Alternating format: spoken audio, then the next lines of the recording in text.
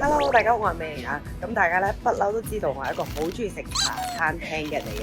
咁我今次咧帶大家嚟到一個咧鐵皮屋區呢度附近咧嘅一間好古舊嘅茶餐廳。呢度叫做榮華冰室。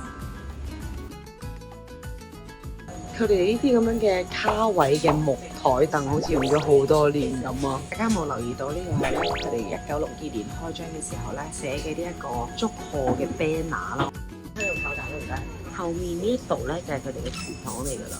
呢個係我嗌嘅餐肉炒蛋，呢個係腸蛋同埋雞翼尖公仔麵。大家睇佢嘅蛋咧係煎到半生熟。凍檸茶嚟咗啦，好味，但係佢好似特別酸少少啊。因為佢入面有1、2、3、4、5塊檸檬。我試下呢一個好嘅，我好中意，但係嗰一種好親切嘅家常味道。我最中意篤穿個蛋啦，就咁撈啲麵去食，咁樣最好食㗎。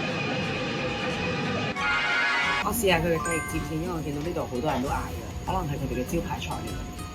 點解係醃到好腍啦，好入味啦，啲骨咧都係腍㗎。再，我可唔可以加個雙腸煎蛋？佢啲炒蛋實在太好食啦，所以我點加多個。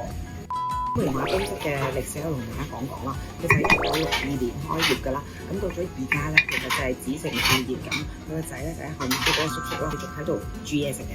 佢以前最多人食嘅嗰個咧就係蘿蔔豬皮麵啦，到咗後期慢慢咧就改變成而家賣嗰啲餐蛋麵啊、餐蛋治啊、餐蛋煎蛋嗰一類型。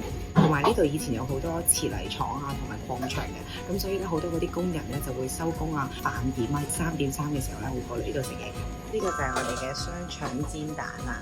我覺得有咩感覺？我中意佢蛋咧煎到半生熟，我就點埋佢蛋汁，咁就最好食。